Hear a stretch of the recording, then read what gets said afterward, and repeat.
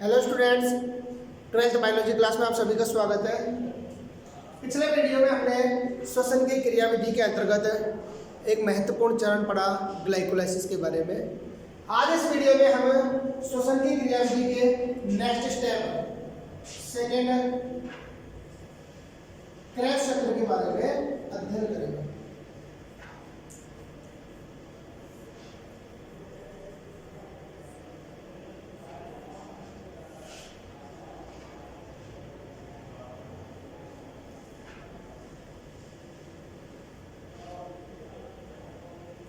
तो हमने देखा कि कार्बोहाइड्रेट का जो ऑक्सीकरण है वो 3 चरणों में या 3 पथों के द्वारा होता है, जिनमें ग्लाइकोलाइसिस, क्रेब्स चक्र और ETS अर्थात इलेक्ट्रॉन परिवहन तंत्र को सम्मिलित किया गया है। तो यहाँ हमने देखा कि कल ग्लाइकोलाइसिस के अंतर्गत ग्लूकोज के एक अणु के द्वारा ग्लाइकोलाइसिस में हमने देखा कि ग्लूकोज के एक अणु के द्वारा पायरुविक अम्ल के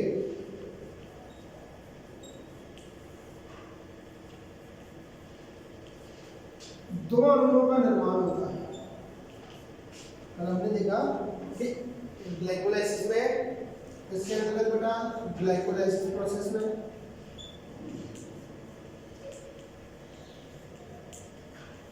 इस ग्लाइकोलाइसिस प्रोसेस के द्वारा एक ग्लूकोज के अणु से पायरुविक अम्ल के 2 अणु बनते हैं। ठीक है, अब जो पायरुविक अम्ल है, इस पायरुविक अम्ल का आगे ऑक्सीकरण किस प्रकार होगा, देखो। तो यदि ऑक्सीजन नहीं मिलती है अर्थात श्वसन होता है अवायवीय। हमने देखा कि ग्लाइकोलाइसिस की क्रिया वायवीय श्वसन व अवायवीय श्वसन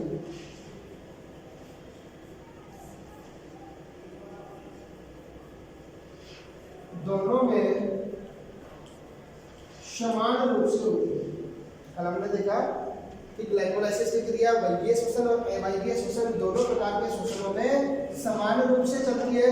कहीं वायु की उपस्थिति तथा अनुपस्थिति का कोई इफेक्ट नहीं होता है, जिसके फलस्वरूप एक ग्लूकोज के अणु से 2 पायरुविक अम्ल के अणु बने। अब यह पायरुविक अम्ल आगे यदि ऑक्सीजन नहीं मिलती है अर्थात इसका अवायवीय श्वसन होता है, तो इस पायरुविक अम्ल के द्वारा अल्कोहल C2H5OH प्लस CO2 का निर्माण होता है। ठीक है, अर्थात वायु की अनुपस्थिति में किसका निर्माण होगा बेटा, अल्कोहल का। ठीक है, जो अवायवीय श्वसन होगा या अवायवीय श्वसन के द्वारा अवायवीय श्वसन के द्वारा यदि अल्कोहल का निर्माण नहीं होता है तो क्या बनेगा बेटा, लैक्टिक अम्ल। क्या बनेगा, लैक्टिक अम्ल अर्थात कार्बनिक अम्लों का निर्माण होता है। तो हमने देखा कि पायरुविक अम्ल का भविष्य आगे क्या होगा। यदि पायरुविक अम्ल को आगे ऑक्सीजन प्राप्त नहीं होती है तो वो या तो अल्कोहल में परिवर्तित हो जाता है, ठीक है, या उसका वो लैक्टिक अम्ल में परिवर्तित हो जाता है। ठीक है, तो यहाँ पर हम देखते हैं कि चाहे वो लैक्टिक अम्ल में परिवर्तित हो या अल्कोहल में परिवर्तित हो, उसका यहाँ पर अपूर्ण ऑक्सीकरण होता है। लेकिन यदि उसे वायु मिलती है अर्थात वायवीय श्वसन में, इसमें वायवीय श्वसन में ऑक्सीजन की उपस्थिति में होगा, तो वायवीय श्वसन में यह पायरुविक अम्ल क्रेब्स चक्र में एंटर कर जाता है। अर्थात हम कह सकते हैं कि पायरुविक अम्ल का आगे वायवीय ऑक्सीकरण क्रेब्स चक्र में होता है और इस क्रेब्स चक्र के द्वारा यह पायरुविक अम्ल CO2 व H2O में परिवर्तित हो जाता है। अर्थात हम कह सकते हैं कि वायु की उपस्थिति में पायरुविक अम्ल का पूर्ण ऑक्सीकरण हो जाता है, जिसके फलस्वरूप CO2 व H2O का निर्माण होता है तथा एनर्जी मुक्त होती है। तो ये था बेटा पायरुविक अम्ल का भविष्य कि ग्लाइकोलाइसिस में बना पायरुविक अम्ल आगे उसका भविष्य क्या होगा, वो अल्कोहल में या लैक्टिक अम्ल में परिवर्तित होगा या उसका पूर्ण ऑक्सीकरण होगा। ये डिपेंड करता है कि वायु उपस्थित है या अनुपस्थित है। ठीक है, तो वायु की उपस्थिति में तो ये पूर्ण ऑक्सीकरण हो जाता है, और वायु की अनुपस्थिति में इसका अपूर्ण ऑक्सीकरण होता है। अब देखो, अब हम देखते हैं कि इस पायरुविक अम्ल का वायु की उपस्थिति में आगे ऑक्सीकरण किस प्रकार होता है, जो किसमें होगा बेटा, क्रेब्स चक्र में। देखो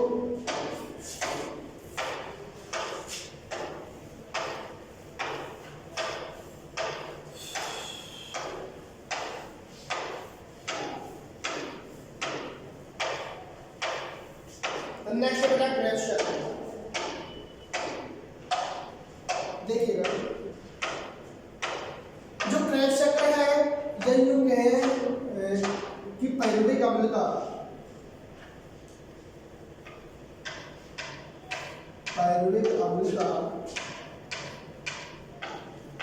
वायवीय ऑक्सीकरण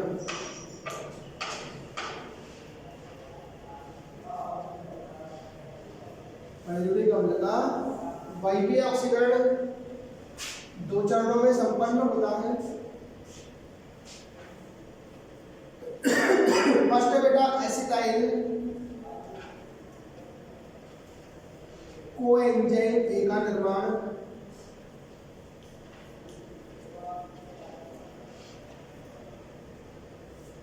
एसिटाइल कोएंजाइम ए का निर्माण। तो पायरुविक अम्ल से सबसे पहले एसिटाइल कोएंजाइम ए का निर्माण होगा, इसके पश्चात एसिटाइल कोएंजाइम ए क्रेब्स चक्र में प्रवेश करेगा। यहाँ हम देखते हैं कि जो पायरुविक अम्ल है, पायरुविक अम्ल जो कितने कार्बन का होता है बेटा, 3 कार्बन का। यह पायरुविक अम्ल किसमें बदलेगा, एसिटाइल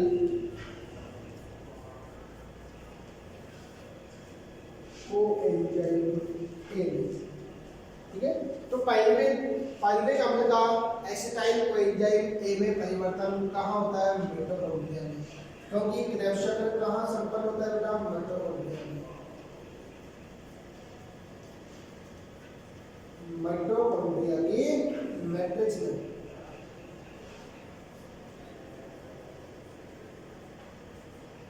आधात्री में संपन्न होता है। तो यहाँ देखो पायरुविक अम्ल से एसिटाइल कोएंजाइम ए का निर्माण 5 सहकारक, कौन कौन से, NAD,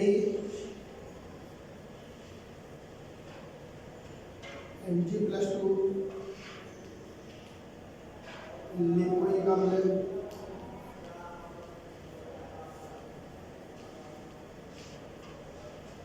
कोएंजाइम ए, HCOA, इसके अतिरिक्त TPP थाइमिन पाइरोफॉस्फेट।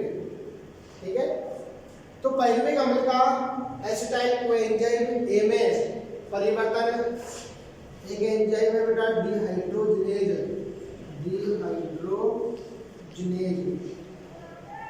तो डिहाइड्रोजिनेज एंजाइम तथा 5 सहकारक, इसमें 5 कोफैक्टर काम में आते हैं।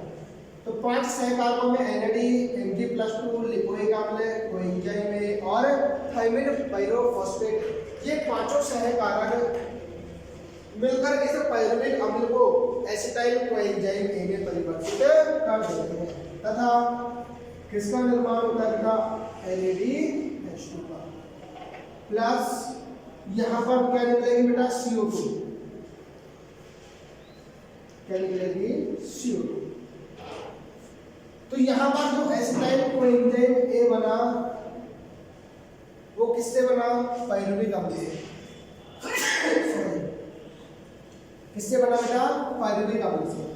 तो ग्लाइकोलाइसिस में पायरुविक अम्ल के कितने अणु बने थे, 2 अणु।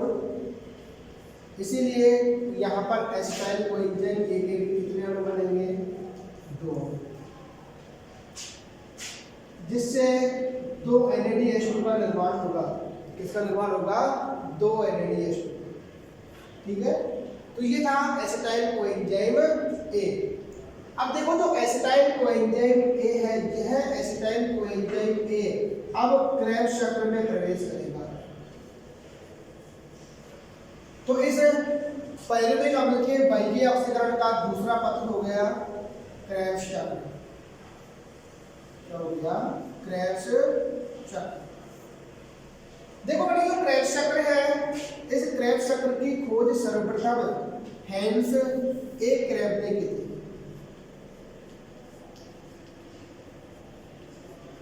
इसने की हैंस ए क्रेब्स नामक वैज्ञानिक ने की, इसलिए इनके सम्मान में इस चक्र को क्रेब्स चक्र कहा जाता है। इस क्रेब्स चक्र में प्रथम निर्मित उत्पाद 6 कार्बन का सिट्रिक अम्ल होता है, जाता है 6 कार्बन का सिट्रिक अम्ल सबसे पहले बनता है। इसीलिए इस चक्र को यानी कि क्रेब्स चक्र को सिट्रिक अम्ल चक्र भी कहा जाता है। सिट्रिक अम्ल चक्र भी कहा जाता है, क्योंकि इस सिट्रिक अम्ल में 3 कार्बोक्सिलिक समूह होते हैं। कितने होते हैं? इनकी संख्या 3। इसीलिए इस क्रेब्स चक्र को TCA चक्र भी कहा जाता है। क्या कहा जाता है? TCA चक्र। TCA चक्र का पूरा नाम हो गया ट्राई, ट्राई का अर्थ 3, C का मतलब कार्बोक्सिलिक और A का मतलब एसिड। तो इसको ट्राई कार्बोक्सिलिक एसिड साइकिल भी कहा जाता है, मतलब TCA चक्र भी कहा जाता है, क्योंकि इस सिट्रिक अम्ल में 3 कार्बोक्सिलिक समूह उपस्थित होते हैं। अब देखो यह क्रेब्स चक्र किस प्रकार संपन्न होता है माइटोकॉन्ड्रिया के मैट्रिक्स में। इसमें कौन कौन से एंजाइम काम आते हैं, ठीक है, तो इसमें कौन कौन से एनर्जी उत्पादक यौगिकों का निर्माण होता है, वो चीज हमें यहाँ देखेंगे कि इस पायरुविक अम्ल का माइटोकॉन्ड्रिया के मैट्रिक्स में आगे बाह्य ऑक्सीकरण किस प्रकार होता है, जिसके फलस्वरूप CO2 व H2O का निर्माण होता है और पायरुविक अम्ल का पूर्णतः ऑक्सीकरण हो जाता है। तो इसके एक एक प्रोसेस देखते हैं।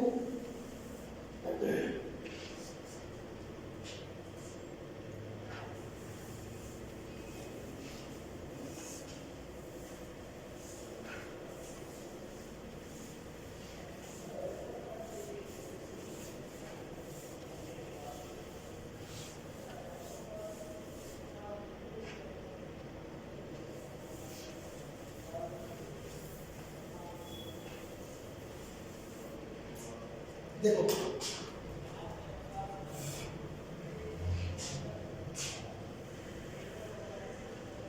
यहां हमने लिया अपना पायरुविक अम्ल,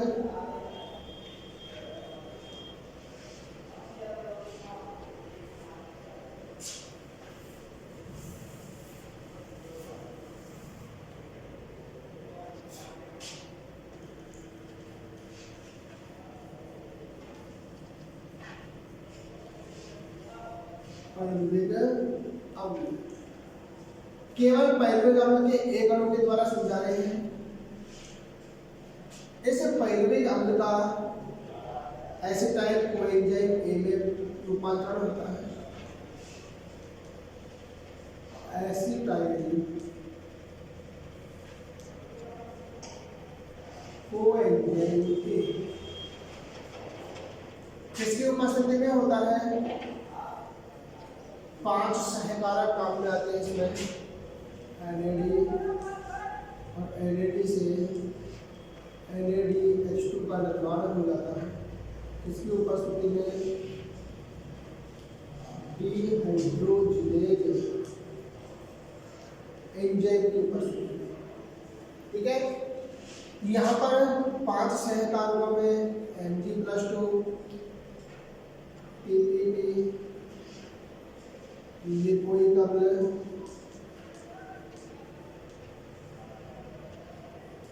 लिपोइक एसिड कोएंजाइम ए प्रयुक्त होते हैं। इस दौरान CO2 बाहर निकलती है, क्योंकि पायरुविक अम्ल कितने कार्बन का होता है बेटा? 3 कार्बन। कितने कार्बन का होता है? 3 कार्बन। जबकि एसिटाइल कोएंजाइम में 2 कार्बन होते हैं। कितने होते हैं? 2 कार्बन। यह एसिटाइल कोएंजाइम ए अब क्रेब्स चक्र में प्रवेश करता है तथा यह ऑक्सेलो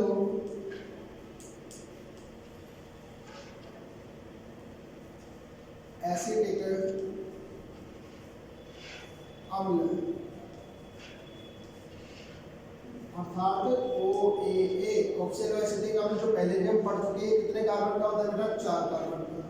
ठीक है, तो यह एसिटाइल कोएंजाइम ए अब क्रेब्स चक्र में प्रवेश करता है, इसीलिए इस एसिटाइल कोएंजाइम ए को ग्लाइकोलाइसिस व क्रेब्स चक्र के बीच की योजक कड़ी भी कहा जाता है, क्योंकि इस एसिटाइल कोएंजाइम ए का निर्माण पायरुविक अम्ल के द्वारा होता है। फिर एसिटाइल कोएंजाइम ए क्रेब्स चक्र में प्रवेश करता है, अर्थात एसिटाइल कोएंजाइम ए ग्लाइकोलाइसिस और क्रेब्स चक्र इन दोनों को जोड़ने का कार्य करता है, इसलिए इसे ग्लाइकोलाइसिस और क्रेब्स चक्र की योजक कड़ी माना जाता है। अब देखो, यह एसिटाइल कोएंजाइम ए ऑक्जेलो एसिटिक अम्ल के साथ मिलकर संघनन एंजाइमों के द्वारा, कंडेंसेशन एंजाइम काम करते हैं इसमें, संघनन एंजाइम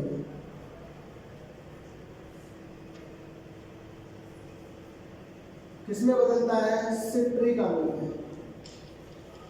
सिट्रिक अम्ल।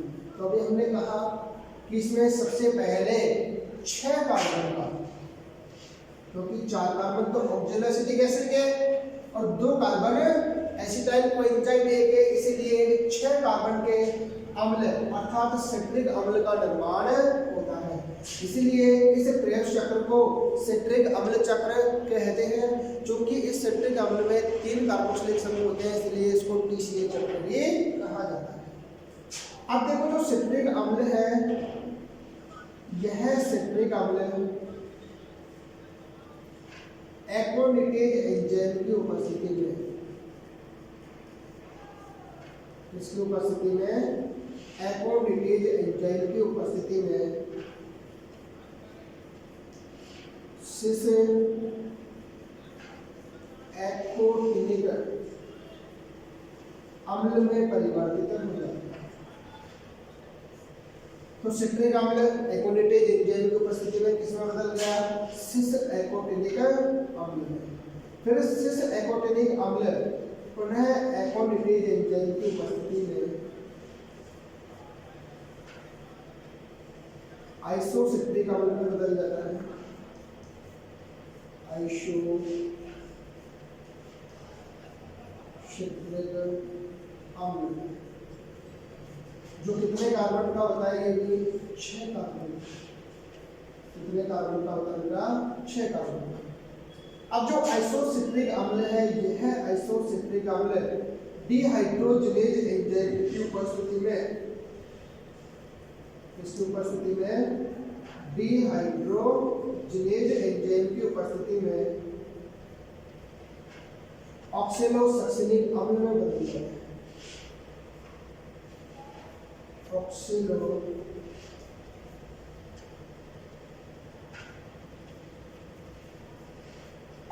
सक्सिनिक अम्ल में बदल जाता है। कितने कार्बन का होता है? 6 कार्बन। यहाँ पर हाइड्रोजन हटती है, उस हाइड्रोजन को हाइड्रोजन ग्राही NAD ग्रहण कर लेते हैं। कौन ग्रहण करता है? NAD। और किसका निर्माण होता है? NADH2। अब जो ऑक्सैलोसक्सिनिक अम्ल है, इसका कार्बोक्सिलीकरण होता है किसकी उपस्थिति में? कार्बोक्सिलेज एंजाइम की उपस्थिति में। तो कार्बोक्सिलेज, इस कार्बोक्सिलेज एंजाइम की उपस्थिति में इसका कार्बोक्सिलीकरण होता है, अर्थात यहाँ पर CO2 बाहर होती है। ठीक है, जब CO2 बाहर होगी तो 6 कार्बन का जो अम्ल था वो 5 कार्बन के अल्फा कीटो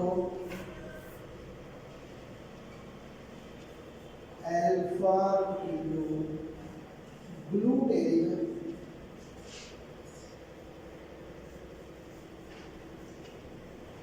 अम्ल में परिवर्तित हो जाता है, जो कितने कार्बन का होता है बेटा? 5 कार्बन का। ठीक है, तो ये ध्यान रखने की बात है, क्रेब्स चक्र में एकमात्र 5 कार्बन का जो ऑर्गेनिक एसिड बनता है वो कौन सा है? अल्फा कीटोग्लूटेरिक अम्ल। इसके अतिरिक्त अल्फा कीटोग्लूटेरिक अम्ल के अतिरिक्त क्रेब्स चक्र में 5 कार्बन का कोई ऑर्गेनिक एसिड नहीं बनता है। अब यह अल्फा कीटोग्लूटेरिक अम्ल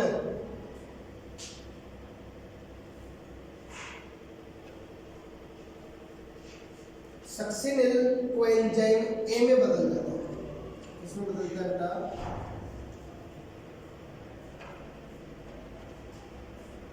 सक्सिनिल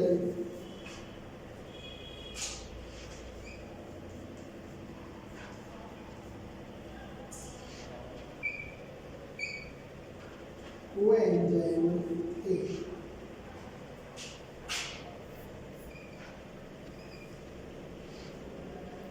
इस दौरान हाइड्रोजन मुक्त होती है, उस हाइड्रोजन को हाइड्रोजन ग्राही NAD ग्रहण कर लेता है और किसका निर्माण होता है? NADH2। इसमें एक कोएंजाइम काम आता है, तो ये हो गया और किसका निर्माण होता है? सक्सिनिल कोएंजाइम ए, जो कितने कार्बन का होता है बेटा? 4 कार्बन का। कितने कार्बन का होता है? 4 कार्बन का। अर्थात हमने देखा यहाँ पर 5 कार्बन का ऑर्गेनिक एसिड अल्फा कीटोग्लूटेरिक अम्ल 4 कार्बन के ऑर्गेनिक एसिड में बदल रहा है, तो इसका मतलब यहाँ पर क्या निकली? CO2। ठीक है, तो यह क्रिया डिहाइड्रोजनेज एंजाइम और डीकार्बोक्सिलेज एंजाइम की उपस्थिति में संपन्न होती है, जिसके फलस्वरूप सक्सिनिल कोएंजाइम ए का निर्माण होता है। अब यह succinyl coenzyme A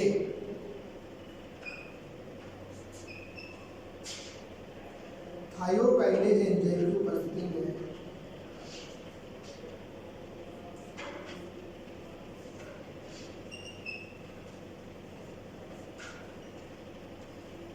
thiokinase enzyme की उपस्थिति में सक्सिनिल अम्ल में रूपांतरित होगा। इसकी उपस्थिति में थायोकाइनेज एंजाइम की उपस्थिति में सक्सिनिक अम्ल में बदलेगा, सक्सिनिक अम्ल फिर फ्यूमेरिक अम्ल में बदलेगा,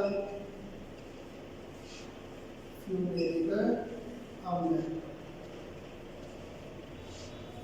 और फ्यूमेरिक अम्ल मैलिक अम्ल में बदल जाएगा।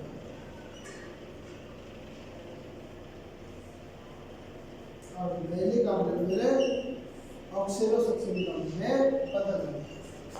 नेक्स्ट देखो, यहाँ पर जब सक्सिनिल कोएंजाइम ए से सक्सिनिक अम्ल का निर्माण होता है तो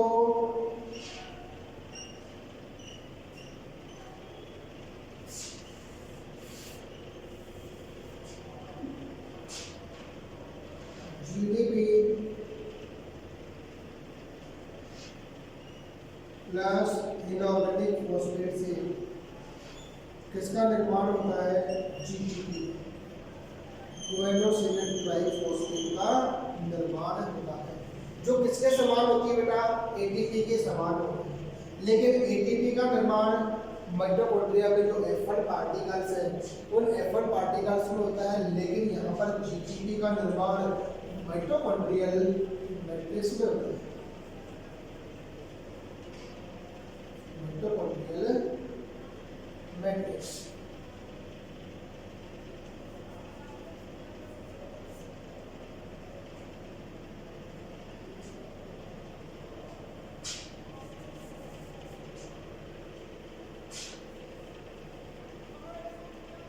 इसमें होता है माइटोकॉन्ड्रियल मैट्रिक्स में होता है। किसका निर्माण बेटा? GTP का।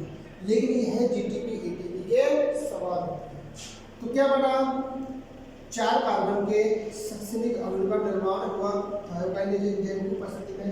अब सक्सिनिक अम्ल जो है यह सक्सिनिक अम्ल डिहाइड्रोजिनेज एंजाइम की उपस्थिति में, डिहाइड्रोजिनेज एंजाइम की उपस्थिति में किसमें बदला बेटा? 4 कार्बन के फ्यूमेरिक एसिड में। इस दौरान जो हाइड्रोजन निकलती है उस हाइड्रोजन को हाइड्रोजन ग्राही NAD ग्रहण कर लेता है और किसका निर्माण होता है? NADH2 का।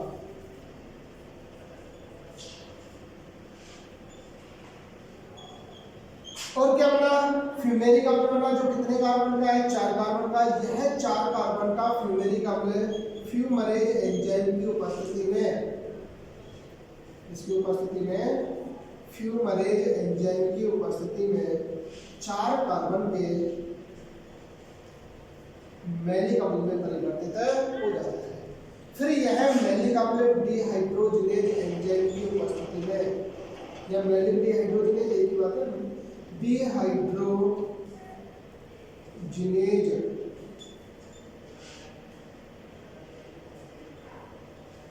एंजाइम की उपस्थिति में पुनः ऑक्सैलोएसिटिक एसिड में परिवर्तित हो जाता है। इस दौरान जो हाइड्रोजन निकलती है उसको हाइड्रोजन ग्राही NAD ग्रहण कर लेता है और NADH2 का निर्माण होता है। इस प्रकार यह क्रेब्स चक्र माइटोकॉन्ड्रिया की मैट्रिक्स में संपन्न होता है।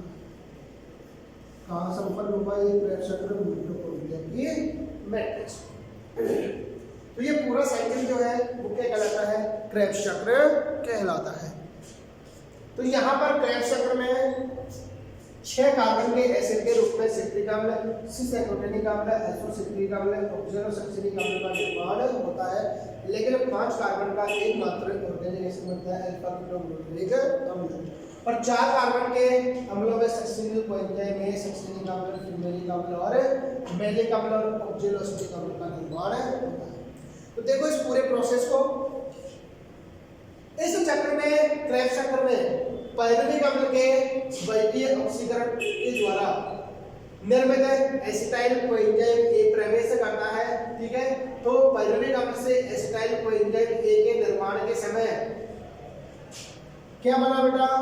एक NADH2। तो यहाँ पर हम देखते हैं कि NADH2 की प्राप्ति कितने अणु की होती है? देखो NADH2 की प्राप्ति, NADH2 की प्राप्ति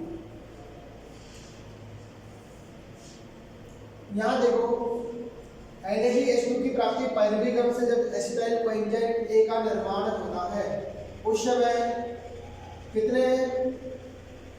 2 अणु, क्योंकि 2 पाइरुविक अम्ल के लिए थे हमने 2 अणु NADH2 के बनते हैं। पूरा बाइक ऑक्सीकरण देख लेते हैं ग्लूकोज का अणु द्वारा। तो यहाँ पर पाइरुविक अम्ल के द्वारा एसिटाइल कोएंजाइम A का निर्माण हो रहा है। तो कितने? एक NADH2 का अणु बना, तो 2 पाइरुविक अम्ल के अणु कितने देंगे? 2 NADH2 का निर्माण करेंगे। अब जो एसिटाइल कोएंजाइम A है ये क्रेब्स चक्र में प्रवेश करेगा, इसलिए इस एसिटाइल कोएंजाइम A को ग्लाइकोलाइसिस व क्रेब्स चक्र के बीच की योजक कड़ी कह देंगे।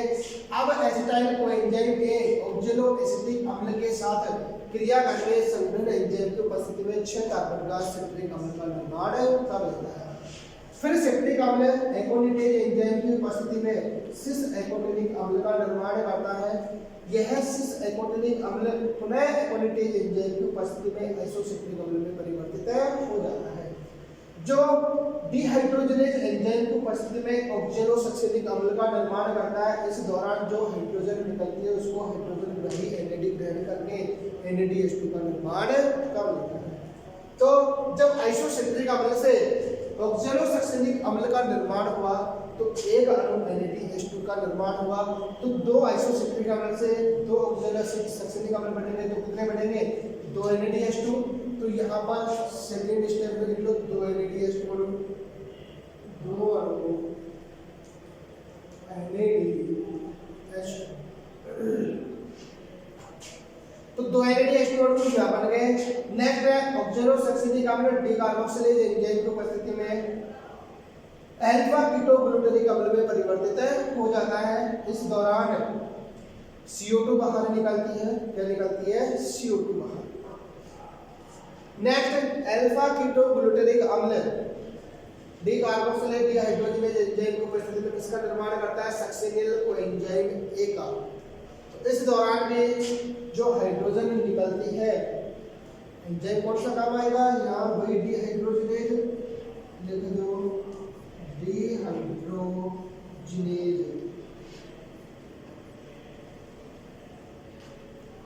तो यहाँ पे हाइड्रोजन निकलेंगे, उसको हाइड्रोजन ग्रही NAD ग्रहण करेगा और NADH2 का निर्माण होगा। यहाँ पे कितने अणु बने बेटा? नेक्स्ट तीसरे प्राप्ति है 2 NADH2 अणु।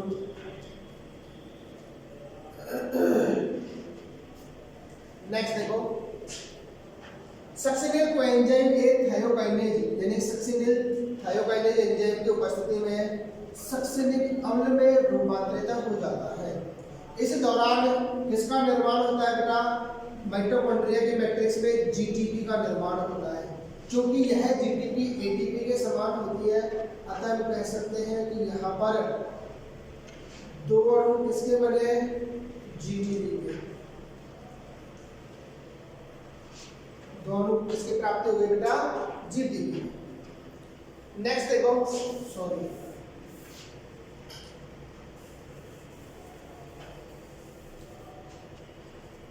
जब देखो जो सक्सिनिक अम्ल से फ्यूमेरिक अम्ल का निर्माण होता है तो डिहाइड्रोजिनेज एंजाइम की उपस्थिति में हाइड्रोजन अलग होती है। इस हाइड्रोजन को यहाँ पर NAD ग्रहण न करके कौन ग्रहण करता है बेटा? FAD। कौन ग्रहण करता है? FAD। और किसका निर्माण होता है? FADH2 का।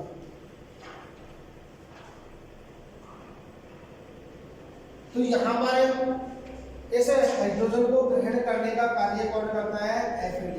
तो यहाँ पर जब सक्सिनिक अम्ल से फ्यूमेरिक अम्ल का निर्माण होता है, ठीक है, तो जो मुक्त हाइड्रोजन को ग्रहण करने वाला हाइड्रोजन ग्राही NAD न होकर यहाँ पर कौन होता है? हाइड्रोजन ग्राही FAD होता है। इसीलिए किसका निर्माण होता है? FADH2 का निर्माण होता है। तो नेक्स्ट 2 अणु किसकी प्राप्ति हुई? FADH2। 2 अणु किसकी प्राप्ति हुई बेटा? FADH2 की प्राप्ति होगी। नेक्स्ट जब फ्यूमेरिक अम्ल का समावेशीकरण फ्यूमरेज एंजाइम की उपस्थिति में मैलिक अम्ल में हो जाता है, ठीक है, तो मैलिक अम्ल आगे डिहाइड्रोजिनेज एंजाइम की उपस्थिति में पुनः ऑक्सैलोएसिटिक अम्ल में परिवर्तित हो जाता है। ठीक है, इस दौरान जो हाइड्रोजन निकलती है उस हाइड्रोजन को ग्रहण करने का कार्य करता है हाइड्रोजन ग्राही NAD और किसका निर्माण होता है? 2 अणु NADH2 का। किसका निर्माण होता है बेटा? 2 अणु NADH2 का। तो यहाँ पर हमने देखा कि क्रेब्स चक्र में जो ऑक्सैलोएसिटिक अम्ल है, इस ऑक्सैलोएसिटिक अम्ल की प्राप्ति पूर्व में वे जो क्रेब्स चक्र है उसके द्वारा प्राप्त होती है। तो यहाँ पर हमने देखा कि एसिटाइल कोएंजाइम ए का पूर्ण वायवीय ऑक्सीकरण हो गया और किसका निर्माण हुआ? CO2 और H2O का निर्माण हुआ। इस दौरान कुछ ऊर्जा उत्पादक पदार्थों का निर्माण होता है जो कि ETS में जाकर एनर्जी प्रोवाइड कराते हैं। वे कौन कौन से होते हैं? NADH2, FADH2 और GTP, ठीक है, जो कि ETS में जाकर क्या देते हैं? एनर्जी देते हैं। तो हम यहाँ पर देखें कि क्रेब्स चक्र के द्वारा कुल कितनी एनर्जी हमें प्राप्त हो रही है ETS में। तो यहाँ देखो कुल NADH2 अणुओं की संख्या देख लेते हैं।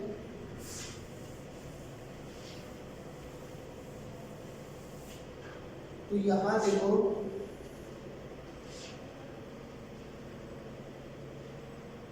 पाइरुविक अम्ल के पूर्ण वायवीय ऑक्सीकरण से पाइरुविक अम्ल के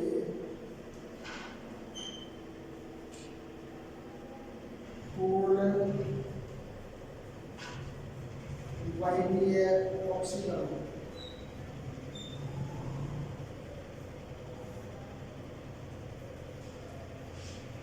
NADH2 की प्राप्ति,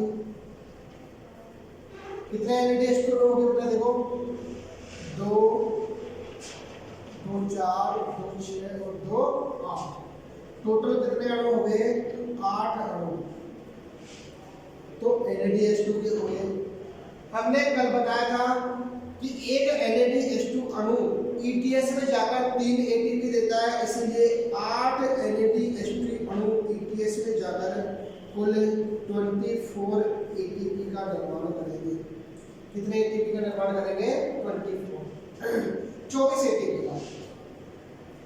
अभी हमने देखा कि GTP अणु ATP अणु के समान होता है, ठीक है। तो यहाँ पर 2 GTP से प्राप्त ATP बराबर कितनी हो गई, 2 ATP, ठीक है। क्योंकि GTP किसके समान होती है बेटा, ATP के समान। एक GTP एक ATP के समान, 2 GTP 2 ATP के समान। नेक्स्ट FAD, तो देखो FADH2 ये कितने अणु बने बेटा, क्रेब्स चक्र में 2 अणु, ठीक है। ये ध्यान रखना, अब आगे बताने का ETS में कि एक FADH2 अणु के द्वारा ETS में 2 ATP बनते हैं। कितने, 2 ATP। तो 2 अणु के द्वारा कितने ATP बने, 2 दूनी का 4 ATP, ठीक है। तो यहाँ पर एक FADH2 अणु ETS में जाकर 2 ATP देगा, तो 2 अणु कितने ATP देंगे, 4 ATP। अब हम कुल ATP की संख्या देख लेते हैं। तो देखो 24 ATP तो NADH2 से आई, 2 ATP GTP से आई और 4 ATP FADH2 से आई ETS में। तो यहाँ पर 24 और 2 26, 26 और 4 कितने हो गए बेटा, 30 ATP अणु हो गए। कितने ATP अणु हो गए, 30। तो कुल टोटल 30 ATP का निर्माण हुआ, कब, ETS में। किससे, पायरुविक अम्ल से के पूर्ण वायवीय ऑक्सीकरण से। हमने यहाँ लिखा पायरुविक अम्ल के पूर्ण वायवीय ऑक्सीकरण से ETS में कुल कितने ATP बने, 30 ATP। पिछले वीडियो में हमने देखा ग्लाइकोलाइसिस में ETS से कुल कितने ATP का, सॉरी हाँ, ग्लाइकोलाइसिस के द्वारा ETS से कुल कितने प्रत्यक्ष ATP बने थे, 8 ATP। तो यहाँ पर 8 ATP लिख दिया हमने, ठीक है। अब हम कह सकते हैं कि एक ग्लूकोज के अणु के पूर्ण वायवीय ऑक्सीकरण से कुल कितने ATP बने, तो वो आएंगे 38 ATP। कितने, 30 ATP तो क्रेब्स चक्र से, यानी कहेंगे पायरुविक अम्ल के पूर्ण वायवीय ऑक्सीकरण से, और 8 ATP ग्लाइकोलाइसिस से। तो टोटल कितना ATP हुआ, 38 ATP। तो एक ग्लूकोज के अणु के पूर्ण वायवीय ऑक्सीकरण के द्वारा कुल 38 ATP अणुओं का निर्माण होता है। अब ये किस प्रकार होते हैं वो हम कल पढ़ेंगे ETS में, ठीक है। तो कल हम पढ़ेंगे श्वसन क्रियाविधि का नेक्स्ट स्टेप ETS अर्थात इलेक्ट्रॉन ट्रांसपोर्ट सिस्टम। इस वीडियो में इतना ही, थैंक यू।